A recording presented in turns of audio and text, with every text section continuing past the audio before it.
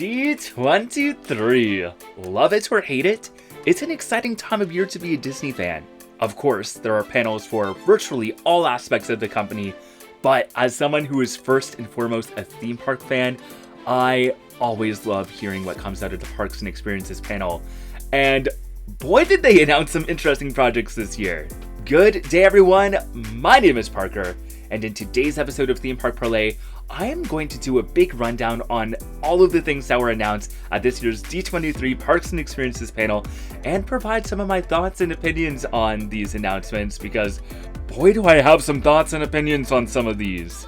Now, usually when I create these Theme Park Parlay videos, I like to sit down and make a big script and have everything all set before I hit record, but today we are going off the cuff. I mean, I did go in and make a Google Doc with some broad points so I don't miss anything, but this is going to be totally unscripted. These are my raw thoughts on all of these projects, but let's get into it because there is a lot to go over today. So without any further ado, let's talk theme parks.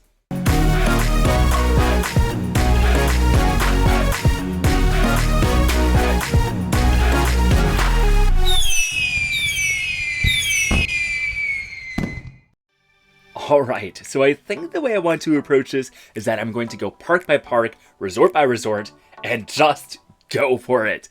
And we're just going to start off with the Magic Kingdom, and boy are we coming in hot with that one. Because this year, Disney finally revealed their plans for their mysterious Beyond Big Thunder Mountain project. So for those of you who don't know, I think it was at the last D23, if not the one before, but previously Disney had kind of presented this blue sky concept for a project that they dubbed Beyond Big Thunder Mountain. And it was basically their plan to develop the land on the other side of the rivers of America, so beyond Frontierland. And they had presented this very abstract concept art that presented a villain's land, some attractions themed to Coco, and some attractions themed to Encanto, but no further details was given. It was very abstract, very much a blue sky kind of idea. Like they were basically saying, here's what we're thinking about. We don't have any concrete plans yet, but now they do. And of those three things, Villain's Land was the one that made the cut. And I have to say, this is something that I have been wanting for a long time. I mean, any Disney fan has probably seen on Facebook this thing that's been passed around about a concept for a Villain's Kingdom park, like a park entirely themed to villains. I hate to burst your bubble, that was never true. That was just something that was made up by the fans. But, I mean, that just goes to show how much us fans wanted this. And the Imagineers have listened and they are making it happen. So, this new Villain's Land, I'm probably going to refer to it as Villain's Kingdom. We don't have an official name yet, but it's going to have 2 rides, some shopping and dining experiences, and of course, I imagine you'll have lots of opportunities to meet your favorite baddies from your favorite Disney animated films. Now, they didn't specify what the 2 rides would be, but from the concept art, it looks like we can see some roller coaster track. I mean, look at that in the back, that track that seems to be covered in thorns and it seems to go by that Maleficent dragon. Whatever that is, that looks awesome. Now, I have seen people speculate online that it could be an RMC. I think that's some wishful thinking, but I do see where they got that, especially that bit by the thorns in the back there. That definitely looks like an RMC 0G stall, but then if you look at the front portion in the foreground, we see another track that kind of looks more like an Intamin or Vekoma style track. I mean, of course, there's always the possibility that we could have both, but I personally think we're only going to get one roller coaster in this land. However, I think it's going to be something that's very intense and very high thrill, something that we've never seen from Disney before. So, although the idea of having an RMC in a Disney park is a bit out there, if it's going to happen, it would happen here. Now, personally, based on what we've seen Disney do before, I'm leaning more towards a Vekoma attraction, but I envision something with a launch, something with inversions, and most of all, something that interacts with the land in a way that's similar to Velocicoaster at Islands of Adventure. Like, you know, you might go past those figures, like that dragon. I imagine there's going to be more stuff like that throughout the experience, but whatever it is, I'm really excited for it. And that just kind of speaks to the nature of the land. I mean, Josh D'Amaro even said that this is going to be a very different kind of land for the Magic Kingdom. It's going to be dark is going to be twisted. It's going to be quite unlike anything in the park, or any Disney park for that matter. They are fully leaning into that creepy, sinister nature of the villains. It's, you know, not going to be this like comical, like, oh my gosh, it's the villains. It's like, no, these are the villains, if you get what I'm saying there. But I mean, it's going to be so cool, whatever this ends up being. I do definitely expect something that's high thrill. The other attraction, I don't think it's going to be another roller coaster. I would expect a dark ride. What kind? I don't know, but I can see some sort of story where you kind of go through and see each of the major villains. I mean, I've always kind of wanted to see a ride that basically brought to life the villain section of Fantasmic. You know, where all the villains come together to defeat Mickey, or even if any of you have seen the House of Mouse villains episode, something like that, where all the villains team up and you're kind of, you know, riding along and are going to see their plot. I don't know. This is just me spitballing ideas and armchair imagineering here. I'm sure they have something good in mind, but whatever it is, it should be cool. And I'm also excited to see what else they put in the land to round it up.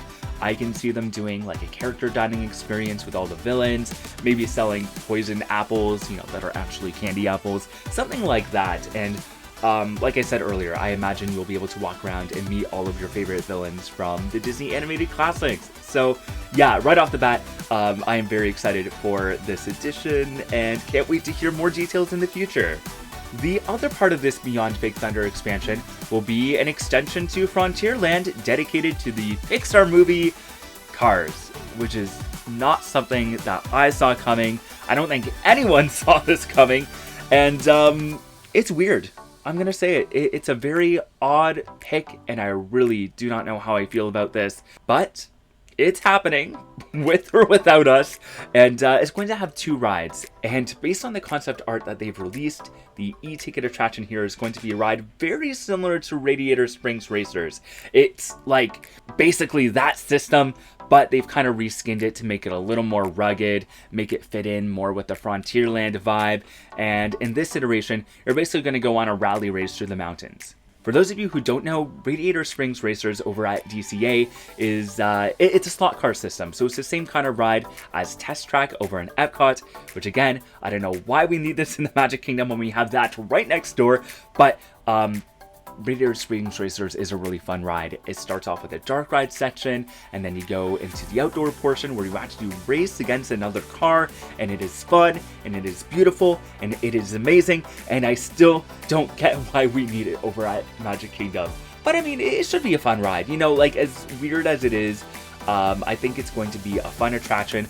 I like how it's not an exact copy of Radiator Springs Racers. Even the concept art, it looks like it's from a different region, which is really cool. They didn't say anything about the second ride in this area other than the fact that it's going to be something aimed at families and younger children. If we look over at Carsland at DCA, they have Luigi's Rollicking Roadsters, as well as Mater's Junkyard Jamboree, so it might be something of that nature. Now, the one thing that has kind of warmed me up to this project is this quote here by Josh D'Amaro. So he says that the American West has always been about keeping your eyes on the horizon, believing in yourself, carving your own path, and striving towards success. That goes for miners in the mountain, bears from the country, a princess from the bayou, or a race car from the big city. Now, that quote kind of strikes me because it kind of gives me a better sense of what Disney is envisioning for Magic Kingdom's Frontierland. Because for the longest time, their Frontierland has been a little disjointed, at least compared to Disneyland. Disneyland's Frontierland is very much about the American West. It's very much set in that vibe, in that style, whereas Magic Kingdom's has been a little less cohesive. But by keeping this idea of the spirit of the frontier in mind, it almost like, I don't know, for some reason it works for me by joining in all of these disjointed concepts. It's like, hey, we can have all of these different things, but they work together under this one vision. So, I guess I get it. It's still very weird, and I think I would have liked to see something else go here, but still, I get what they're going for, and I'm just gonna go in with an open mind and embrace it. Hi, me again. So just as I was about to publish this video, Disney revealed some new details, and we found out that this new Cars attraction is not going to be located beyond Big Thunder along with Villains Land, but it's actually going to be replacing Tom Sawyer Island and the Rivers of America. And my initial knee-jerk gut reaction is that I hate it. I cannot imagine a Magic Kingdom without the Rivers of America. Now, mind you, I do kind of see why they would want to redevelop Tom Sawyer's Island. I think they've been wanting to do that for a long time.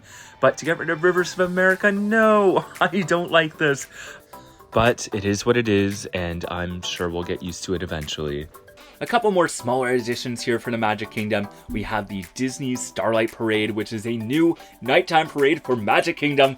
Finally, I've been waiting for a new nighttime parade for so long. I mean, I grew up as a Spectro Magic girly. I mean, that show was everything. It is a core memory that I have from my first visit to Disney, just going and seeing that show. And then of course in later visits I got to see the Main Street Electrical Parade, but they haven't ran that show since, was it 2016, 2017? It's been way too long and they haven't brought it back. And Magic Kingdom has been without a nighttime parade, and I know not everyone loves a nighttime parade. There are people out there who believe that the parks are better off without them. I couldn't disagree more. I think they are so fun and so mesmerizing to watch, so I'm really glad that we're getting one. And the concept art for Disney Starlight Parade looks really good. Like, it looks to have some really neat modern floats with some beautiful LEDs, and the concept of it being something that's led by the Blue Fairy, that's right up my alley. I mean, as someone who's grown up going to Disney in the early 2000s, I feel like that whole idea of the Blue Fairy was a lot more prevalent. I mean, especially in the Wishes show. So it's kind of nice to bring her back and kind of put her into more prominence in the Disney parks, especially in an era where a lot of these new attractions are really focusing on the newer IPs. Like, I get why they do that, but it's nice to kind of go back and acknowledge the classics as well. The last thing coming to the Magic Kingdom will be a Pirates of the Caribbean lounge. We don't really know too much about it, but it seems cool. You know, drinking and pirates, they go hand in hand, and it'll be nice to have a fun themed space to eat and enjoy some beverages at, right across from Pirates of the Caribbean. Moving on to Epcot, we had the last piece of the big Epcot overhaul, and that is the reimagining of Test Track, or Test Track 3.0, as a lot of the fans have been calling it. Now, we didn't learn anything new about the project other than the fact that it's going to open in 2025, which is really exciting. I didn't think it was going to be opening quite that early.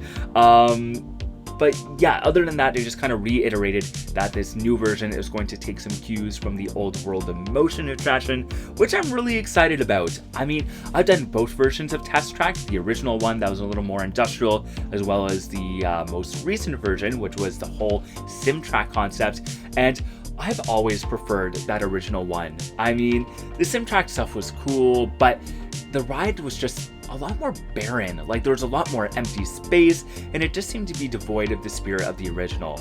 Now, this new version is going to be something new. Like, we're not going to be reinstating that original version, but as I said, it's going to take some cues from World of Motion. So it's going to be a little more grounded in reality. We're kind of getting rid of that digital stuff. There's going to be a lot more physical props, which I'm really excited for.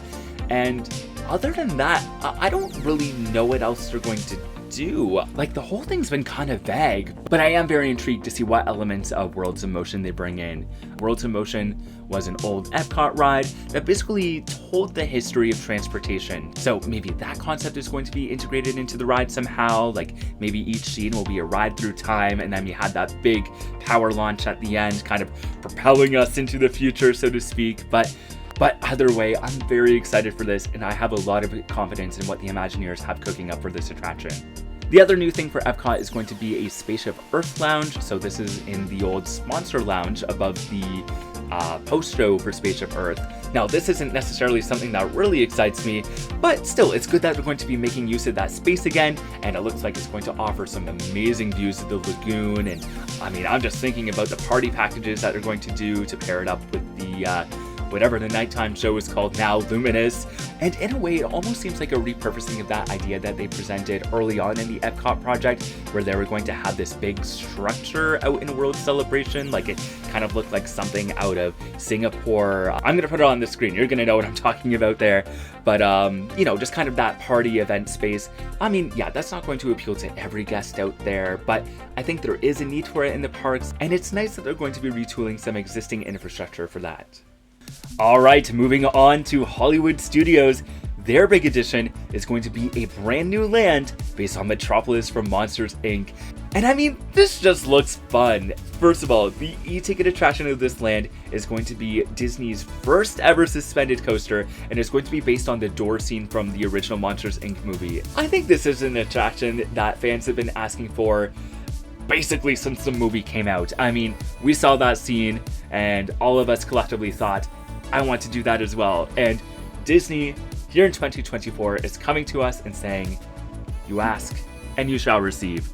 Now, they presented some models for this coaster as well, and it doesn't look like it's going to have a lot of additional scenes. Like, it just looks like you're going to go out into the big door room and just do some twists and turns in that area. But still, that alone just seems super fun, and I think a lot of people are just going to have a good laugh on that one. Like I mentioned, this is going to be Disney's first suspended coaster, and it looks like it's going to be from Vekoma. I mean, Vekoma does virtually all of Disney's coasters these days, but I mean, obviously they're pretty well known for their family suspended coasters. If you've ever done Dragonfly or at Dollywood, this is basically what you're getting, but with doors and monsters. Now, it's hard to tell what's going to be in the surrounding areas of the land, but it gives off a vibe that's very similar to the Zootopia land over in Shanghai Disney.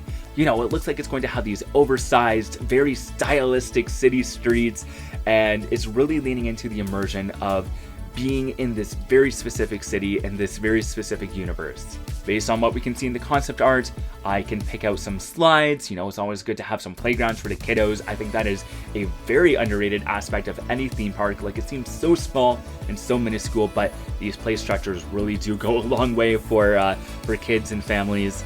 Of course, I imagine there's going to be a lot of shops, some unique merch opportunities, and I love this little ice cream cone. Like, those scoops look so fun, and as a self-proclaimed ice cream aficionado, I'm gonna have to get me some.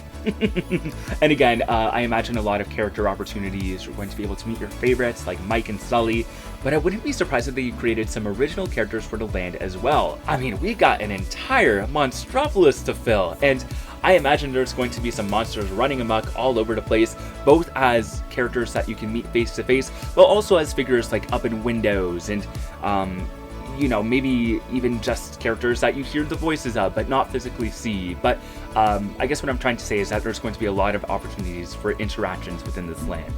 Another big question mark we have about this land is the location, and this has a lot of people worried because people are speculating that it might replace Rock and Roller Coaster and might replace Muppet's Courtyard. However, I am thinking / manifesting that neither of those scenarios are going to happen, and that this is going to replace the Animation Courtyard area. So that's where we have the Little Mermaid show, the Disney Junior show, and of course Star Wars Launch Bay. I mean, that big Monsters Inc. factory building already looks like Star Wars Launch Bay, and I mean, that area of the park really needs some new life to be breathed into it, and I think this would be the perfect opportunity to do just that. Now, this next thing, I've included it here in the Hollywood Studios section, but it also applies to the one over in Disneyland, is a little update to Millennium Falcon Smuggler's Run. So they're going to be adding a brand new mission, and this time you're going to be able to fly the Millennium Falcon alongside the Mandalorian, and of course, Grogu is going to be there as well. And I like this idea. Millennium Falcon is fun, but it has been around for a few years now. I mean, it opened in 2019. It's been 5 years, so I think it's time to have a new mission available. And I don't really know whether it's going to be the kind of thing where you get one or the other, or if this is going to completely replace the old mission. But either way, it's kind of nice to see that the stories are going to be rotating, and hopefully this is something that they do down the road as well, kind of introduce new stories, new characters, and new missions. So yeah, I mean, my personal hope is that they're going to keep both available, but still, I like the concept, and I like that they're doing this. Okay, our last park for Walt Disney World, and quite possibly the most action-packed one in terms of announcements, is Animal Kingdom. And yes, we are kicking it off with the Tropical America's Land, which unfortunately is going to replace Dinoland USA. Now, let me just talk about that first. I mean, I am a Dinoland apologist. I love it. I mean, I'm a big dinosaur person, so maybe I'm biased, but I am sad to see that land go. And don't get me wrong, I think we needed a Tropical America's land in Animal Kingdom. I think we were long overdue for that, but I think we should have kept Dino Land and moved Tropical America's over to, there's this expansion pad kind of near Asia. I don't exactly know where, but it's out over that way. We could have done both. There was no reason that this had to replace Dino Land. And I mean, I've always had this vision where Dino Land could be overhauled, where maybe we get rid of the Dinorama stuff, but then transform it into like a field research station and rename it to Pangea to kind of fit the whole continent vibe. But alas, that's not what the Imagineers are doing. It is what it is. And you know what? Those biases aside, this land does look really good. At the end of the day, I am really excited for this. So I think we'll start off with the attractions here. 3 attractions have been confirmed for the land. The first is going to be a trackless attraction themed to Casita. So of course we get to explore the magical Madrigal house from the movie Encanto. So you'll be able to see the house from the outside, and it sounds like you're going to be able to interact with it and see it move and do all of its cool Casita things. And then inside, like I said, you will be boarding a trackless ride vehicle, and it's going to be based on the day when Antonio received his gift, and you're going to be boarding furniture-shaped vehicles to go off on this adventure through the house, and maybe it'll include some quote-unquote outdoor sections as well. But yeah, that seems kind of cool. When I imagined a Casita attraction, I kind of thought that Disney would just do a walkthrough, and I imagine there'll be some cool effects in the queue and all of that good stuff. But I like how they're leaning into it and doing an actual ride, and I love the idea of riding on furniture throughout the house. That is so funny, but it fits in so well with the story. And, well, speaking of the story, I kind of like how they're leaning into the idea of Antonio being able to talk to animals and, you know, using that to ground it within Animal Kingdom. But, I don't know, I get it, I do, but I feel like that is such a small aspect of what the movie is that it just seems like a bit of a stretch. Like, you know, like Imagineers, I hear you, but I just really hope you know what you're doing here. I just don't think that Encanto really belongs in Animal Kingdom. I know there's that connection, but I don't know. I'm hopeful, and I think this is going to be a good attraction. Again, if it was me in the pilot seat, this is not the move I would make, but still very excited for this nevertheless. Of course, to no one's surprise, Dinosaur is going to become an Indiana Jones attraction, but it is going to be a different story from what we see over at Disneyland and Tokyo Disney Sea. So it's not the Temple of the Forbidden Eye thing. Now, for those of you who don't know, Dinosaur and the existing Indiana Jones attractions basically use the same track layout. Like, it's just the scenes that are swapped. So, I mean, I imagine they're not going to be changing the track layout in this version either. But again, it's kind of nice that we're going to be getting a new story, that it's not going to be an exact clone of what we've already seen in other parks. And this time, the story is going to be centering on Indiana Jones and his quest to find a mythical creature, which, I mean, that sounds intriguing. I kind of like the idea of that. Again, doing something that kind of is a bit of a stretch, but grounds the attraction and that IP within Animal Kingdom. I see the vision. It kind of works. And, yeah. I mean, I've always been a big fan of the dinosaur ride, but after having done Indiana Jones in Disneyland this past summer, I do have to agree, Indiana Jones is the better version of the two, and it'll be cool to see what they do with this iteration. Now, before I talk about the third attraction in the area, I just want to talk about the story of the Tropical America's land. Just like how the other lands within Animal Kingdom have a continent name, but then also a village name, like, you know, you have Harambe in Africa, you have Sirkazong and Nandapur in the Asia section. Tropical America's land is going to be based on a village called Pueblo Esperanza, which translates to Village of Hope. The space is going to be lush and sprawling. I mean, I think it's going to cover an area of 11 acres.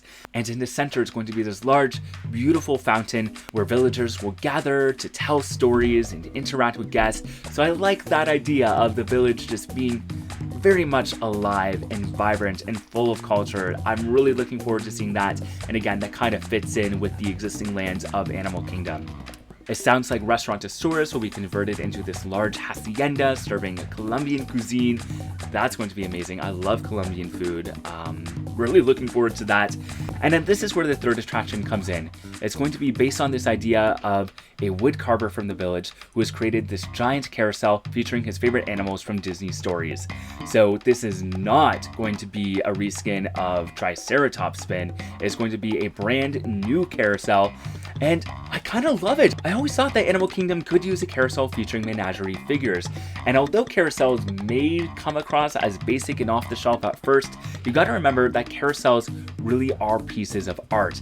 And maybe I'm reading into this too much, but it sounds like Disney is actually going to be creating a hand-carved wooden carousel just like the ones from the early 1900s. It's kind of become a bit of a lost art, but if anyone can bring it back, Disney can. So as someone who really admires carousels for their artistry, I am actually very much looking forward to seeing what they do with this. Now, my only other question about this land is, will there be animal habitats? I don't think they mentioned anything about it at D23, and I don't see any in any of the models or concept art. And if that's the case, I don't know how I feel about that. You know, it's kind of weird to have an Animal Kingdom land and not have animals, especially from the tropical Americas, because you can feature species like tapirs and New World monkeys and jaguars and sloths and capybaras. Like, there's so many opportunities and so many different animals that they can choose from that it's just weird for them not to take advantage of that. But if they don't end up having these animal habitats, I almost wonder if that's just kind of Disney going with the times, you know, maybe leaning away from the zoo aspect. Even though there's no foreseeable plan to get rid of the animals that they already have, maybe they just don't want to construct new habitats. And I mean, I do respect that, so it'll be interesting to see what becomes of that. The other thing coming to Animal Kingdom will be Zootopia Better Together, and this will be a new 3D show that will replace the existing It's Tough to Be a Bug attraction underneath the Tree of Life. Now, I know a lot of people don't want to see Zootopia in Animal Kingdom. I mean, I've always been against a Zootopia land coming to the park, but I kind of think this works. The new show is going to use the Zootopia characters to explore different biomes and animal habitats, and I just think that's a really fun idea that's very central to Animal Kingdom. So, I don't know, it just makes sense to me. And although I love the premise of It's Tough to Be a Bug, you know, as a biologist, I think it's important to represent pollinators and arthropods and really speak about their importance. But as a theme park guest, I hated that show so much.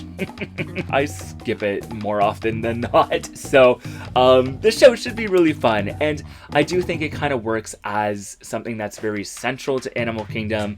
Like, you know, the idea of biomes and habitats kind of applies to all animals, whether they be from Asia or Africa or even our imagination. Like, this is just, it just works. And I think it's great that it's going into a central location like the Tree of Life. So if you're going to introduce Zootopia to the Animal Kingdom, I think this was the way to go about it.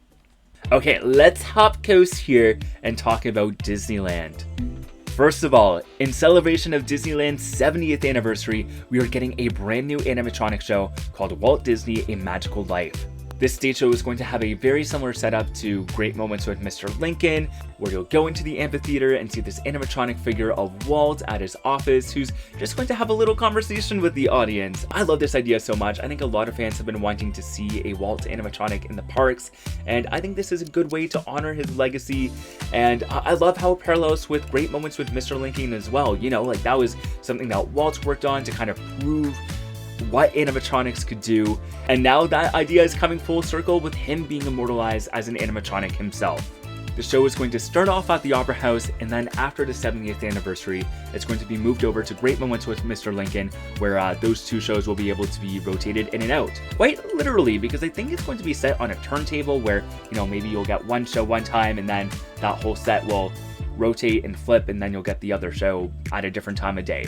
We also got news that Tiana's Bayou Adventure would be opening on November 15th, and the area around it, formerly known as Critter Country, would become Bayou Country. Now, I don't know how I feel about this, because I think the Critter Country idea worked, kind of linking both Tiana's Bayou Adventure and the Winnie the Pooh ride, whereas Bayou Country definitely favors Tiana over Pooh, but whatever, it works. I really have no strong opinions on that change. And then along with that, the Hungry Bear restaurant is going to become the Hungry Bear Barbecue Jamboree, which is going to have some references to the Country Bear Jamboree. So I think they're going to be playing songs from different iterations of the Hungry Bears, from the original to Summer Vacation to the new one that they just debuted at Magic Kingdom.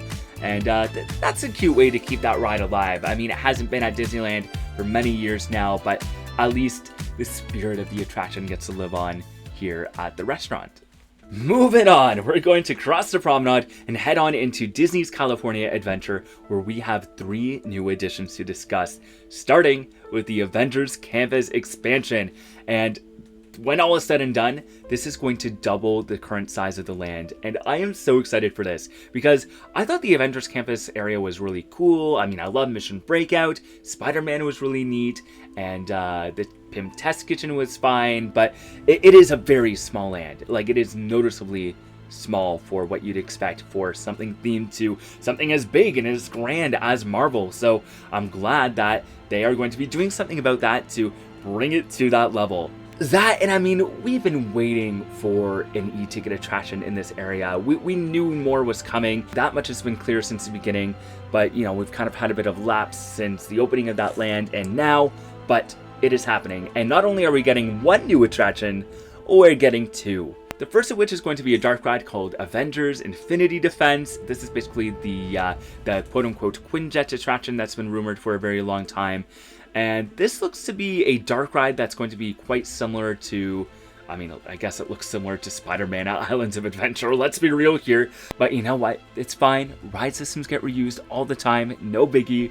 But the story of this ride is that you're going to be teaming up with the Avengers to travel through the multiverse to defeat King Thanos. So this is kind of an alternate version of Thanos than the one that we've seen in Endgame and Infinity War. And along the way, we're going to be visiting a bunch of locations in the Marvel Universe, like Wakanda, New York City. We're probably going to go to outer space at some point. I mean, it is the Avengers after all.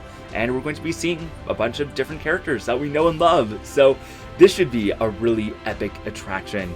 And I really hope that it lives up to the hype and that it really is the big Marvel attraction we've been wanting. I mean, it sounds like it. The story alone sounds really cool. And I like how they're leaning into the multiverse as well. I mean, this has kind of been a tenet of the land to begin with. That's kind of why Avengers Campus has been able to show off different versions of different characters. It's because of a rift in time and space or something like that. I don't know the exact story, I'm so sorry.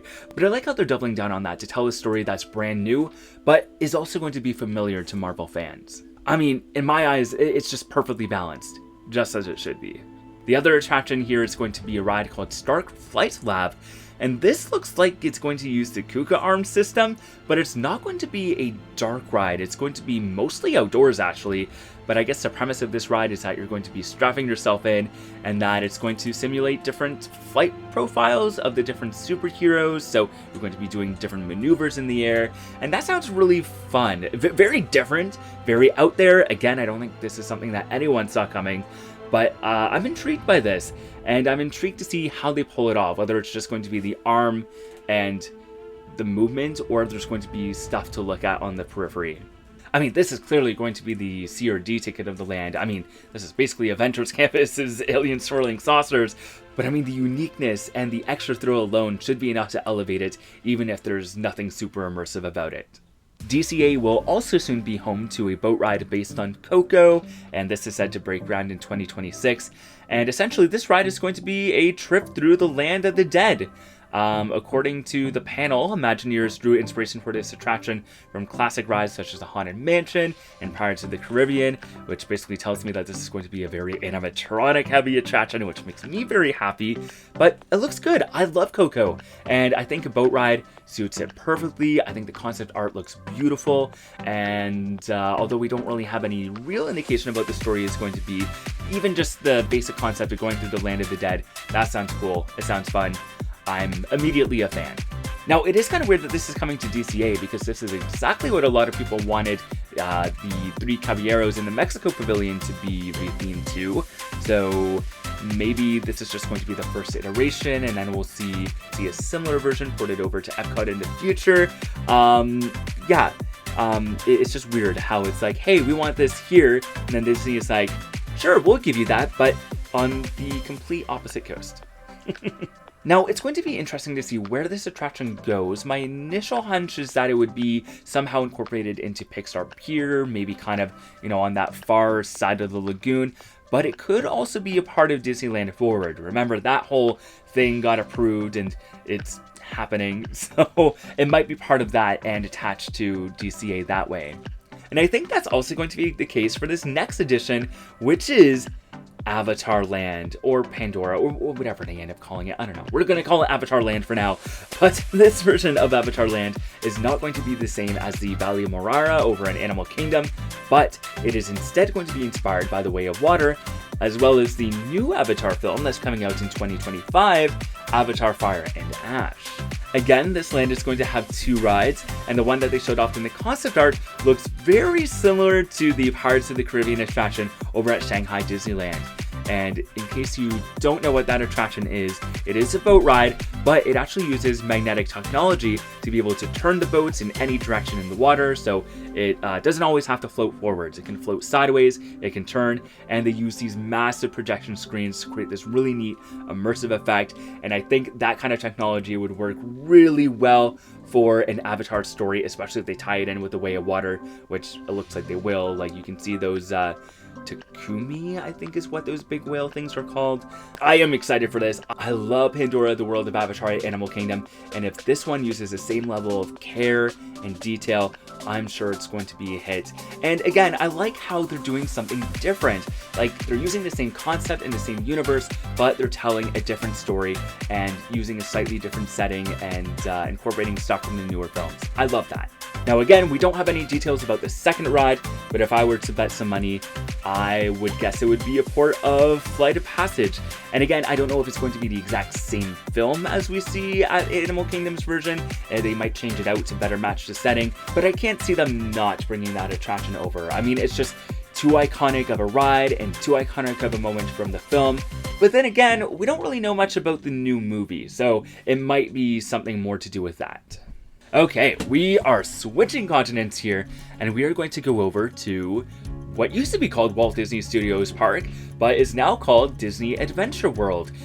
This is over at the Disneyland Paris Resort. Of course, that name change was announced, I think, a couple months ago now.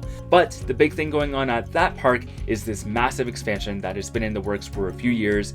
They already announced a Frozen Land, which, by the way, is officially set to open in 2026. But up until now, the other lands surrounding that lagoon have been a bit of a mystery. There's been some rumblings about a Star Wars edition, and I don't even remember what the other things were going to be. We're getting none of those things, though. Instead, we are going to be getting a new land themed to the Pride Lands from The Lion King, and this seems really cool. I think we are long overdue for a Lion King attraction, nevertheless an entire land. I mean, I didn't think they were going to go that big, but I'm really happy that they are. I think that's going to be a really neat environment to explore.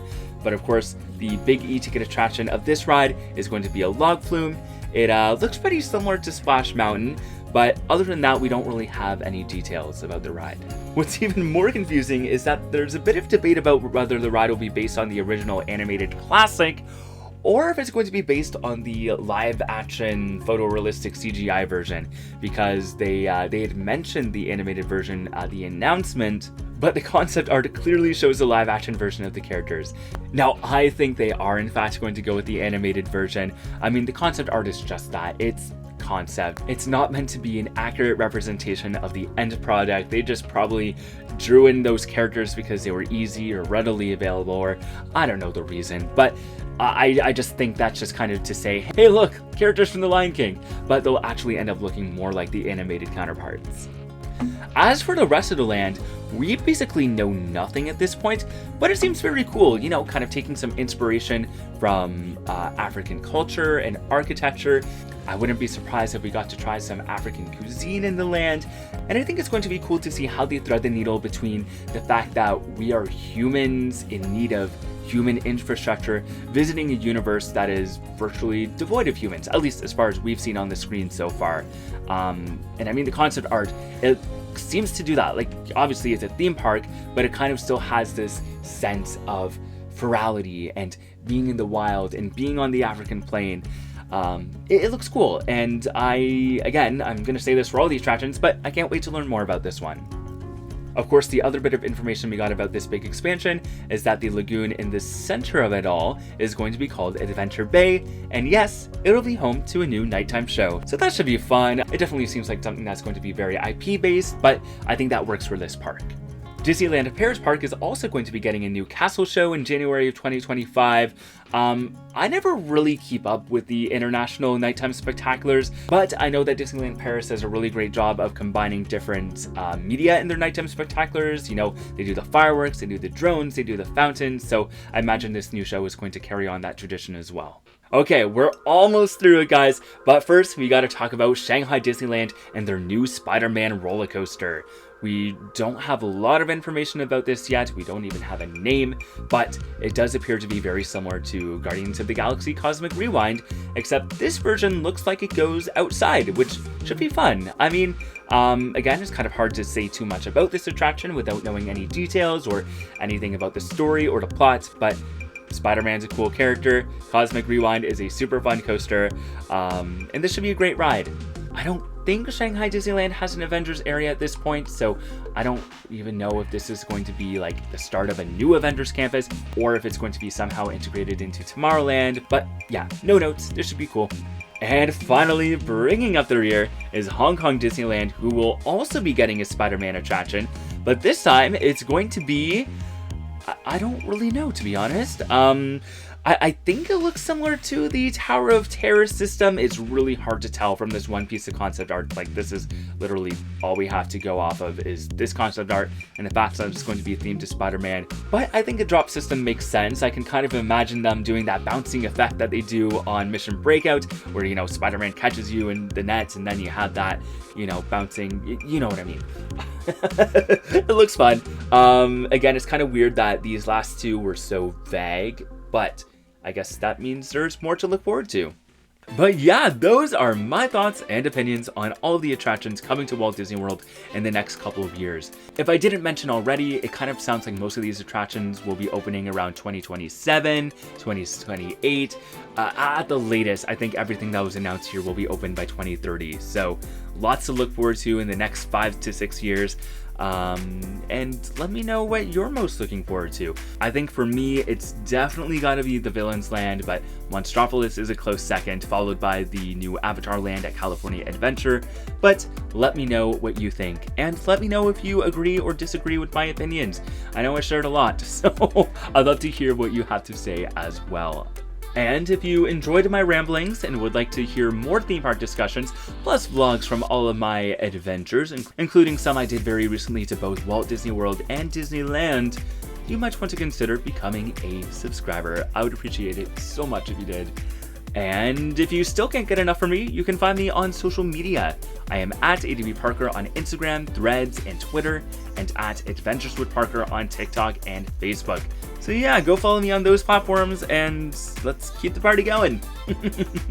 As always, big shout out to my Patreon supporters, Chris and Dominic. You two are amazing. Thank you so much for all that you do in supporting this channel.